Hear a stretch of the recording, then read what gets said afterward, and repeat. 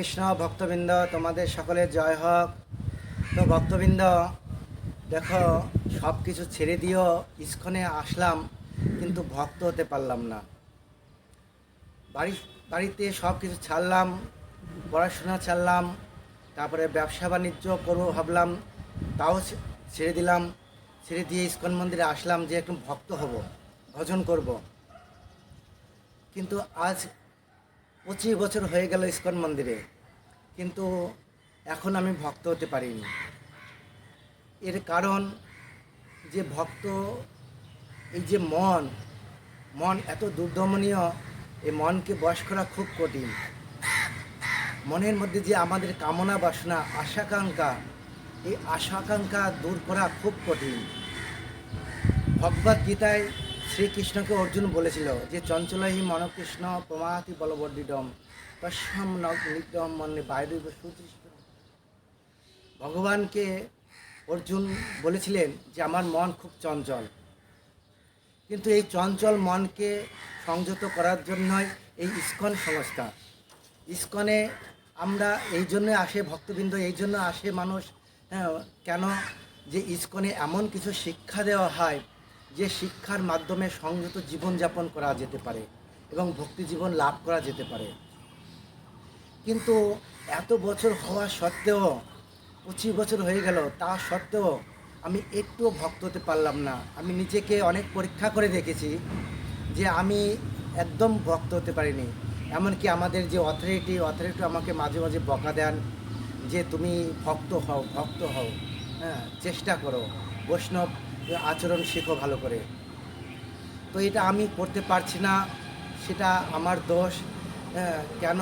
ইস্কনে যে শিক্ষা, প্রভুপাদের যে শিক্ষা, সেই শিক্ষা ভক্ত একজন ব্রহ্মচারী কী করে হয়, যে এই জগতে ব্রহ্মচর্য পালন করার জন্য কোনো স্কুল কলেজ নেই, সেখানে যে শিক্ষা দেওয়া হয়। কিন্তু ইস্কন এমন একটা সংস্থা, সেই সংস্থায় যেখানে শিক্ষা দেওয়া হয় ব্রহ্মচর্য কীভাবে পালন করা যেতে পারে, এবং যারা গৃহস্থ ধর্ম পালন করে তারা গৃহস্থ হয়ে, আসল গৃহস্থ হয়ে তারা কীভাবে ভক্তি জীবন পালন করতে পারে, এই ভক্তি জীবন কীভাবে আমরা পালন করতে পারি সেই শিক্ষা দেওয়া হয়। তো এখানে ভাগবত, গীতা, সমস্ত শাস্ত্র অধ্যয়ন করি আমরা, কিন্তু করলে কি হবে? করলে যে মনের গতিকে দমন করা এত সহজ নয়। এই মনকে সংযত করতে বড় বড় মুনি ঋষিরা হাজার হাজার বছর তপস্যা করে মনকে কন্ট্রোল করতে পারে না। আমরা তো সাধারণ ভক্ত, এই মনকে কন্ট্রোল করা এত সহজ নয়। তো অনেক ভক্তরা বলেন যে একবার প্রভুপাদকে বলছিলেন যে প্রভুপাদ, যে আমরা ইস্কন মন্দিরে থেকে আমরা কি করে ভক্তি পালন করব, কি করে ব্রহ্মচর্য পালন করব। কেন?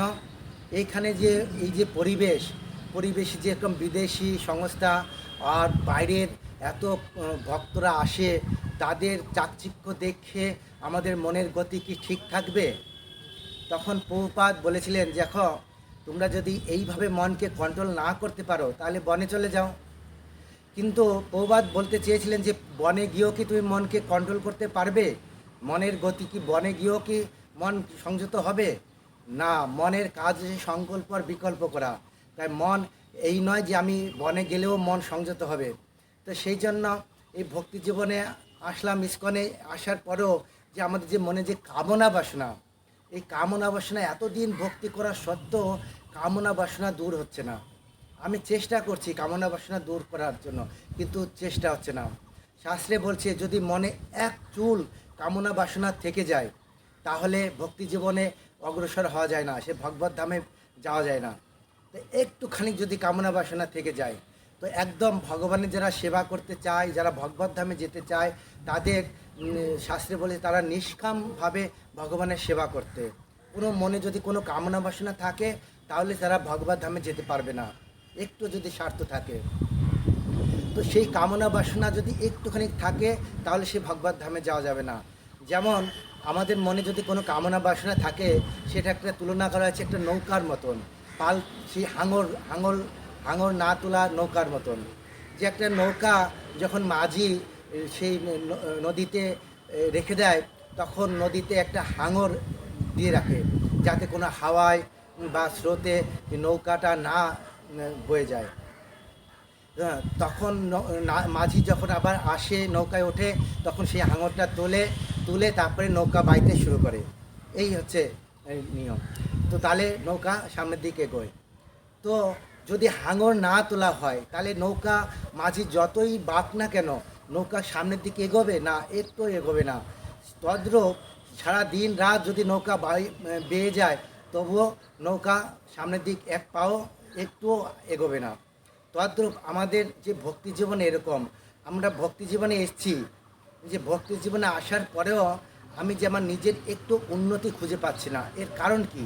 কারণ আমি অনেক পরীক্ষা করে দেখলাম যে কারণ হচ্ছে মনের কিছু কামনা বাসনা।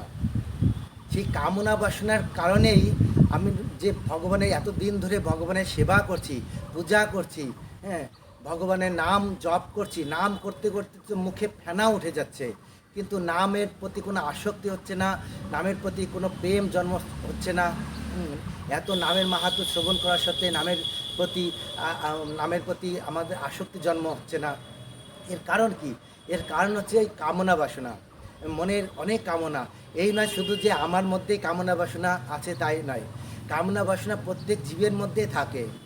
তো কারো সুকৃতি থাকে, খুব সহজে সে সংযত করতে পারে মনকে, মনের যে 6টা বেগ, সেই বেগকে কন্ট্রোল করতে পারে, ইন্দ্রিয়কে কন্ট্রোল করতে পারে, দমন করতে পারে, করে তারপরে সেই কামনা বাসনাকে সে দমন করতে পারে, করে ভগবত ভক্তি অনুশীলন করতে পারে।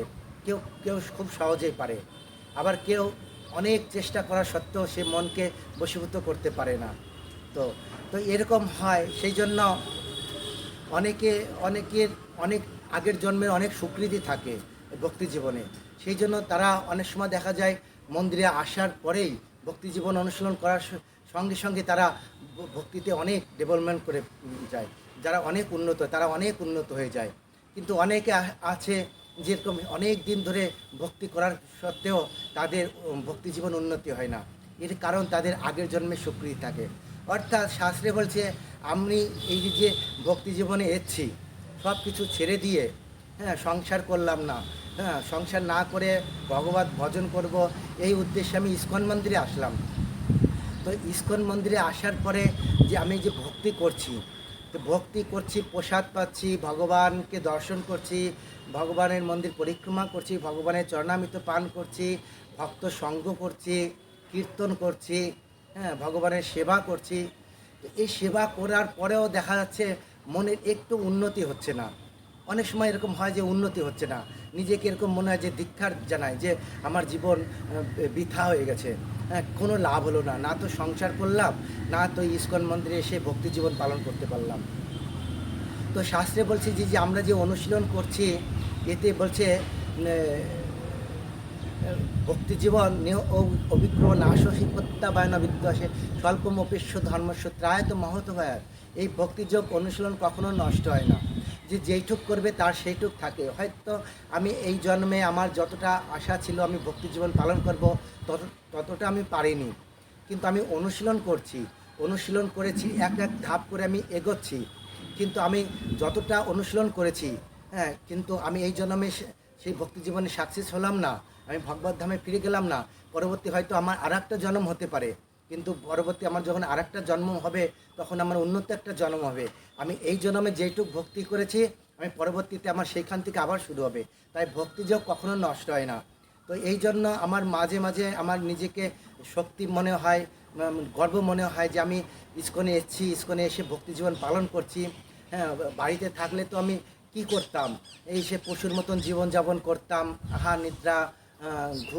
আহার নিদ্রা মৈথুনে সবসময়, ভয় মৈথুনে আমরা সবসময় থাকতাম। কিন্তু সেই সব ছেড়ে দিয়ে এখন ইস্কন মন্দিরে এসে তো কিছুটা আমি টেনশন মুক্ত হয়ে ভগবানের সেবা করছি। তো এই যতটা লাভ হয়েছে, উন্নতি হয়েছে ভক্তি জীবনে, তো পরবর্তী জীবনে আমরা এর থেকে আরও বেশি উন্নতি হবে। এই জন্মে যদি ফিরে না যেতে পারি, আমরা চেষ্টা করব, আমি তো চেষ্টা করছি ভক্তি জীবন পালন করার জন্য। আপনারা আমাকে আশীর্বাদ করুন যাতে আমার মনের মধ্যে যে ইন্দ্রিয়ের যে বেগ, হ্যাঁ, সেই বেগকে আমি যেন দমন করতে পারি।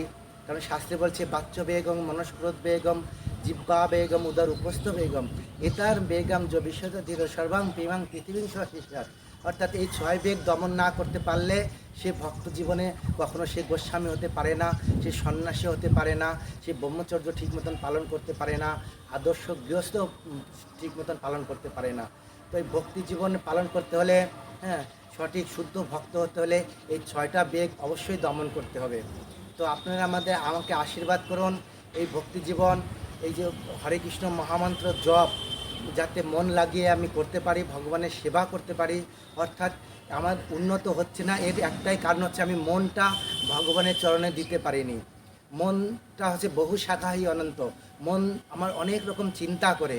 সেই জন্য ওই সব সমস্ত চিন্তা যদি আমি দূরে সরিয়ে দিয়ে যদি ভগবানের চরণে আমি আনতে পারি, তাহলে তাহলে ঠিক হবে। কিন্তু এটা বলতে তো খুব সহজ লাগে, কিন্তু আমি তো বলে দিচ্ছি, কিন্তু ওই সমস্ত বিষয় থেকে মনকে দূরে সরিয়ে ভগবানের চরণে ভগবানের সেবায় মনকে নিয়োগ করা, এটা খুব সহজসাধ্য নয়। সহজ আবার খুব কঠিন। সেই জন্য আপনারা আমাকে আশীর্বাদ করুন। আমি চেষ্টা করতে করতে যতটা পারি চেষ্টা করি।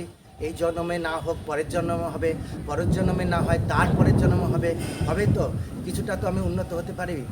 সেই জন্য আপনারা আমাকে আশীর্বাদ করুন, আমি যেন ভক্তি জীবন পালন করতে পারি। জয় হোক।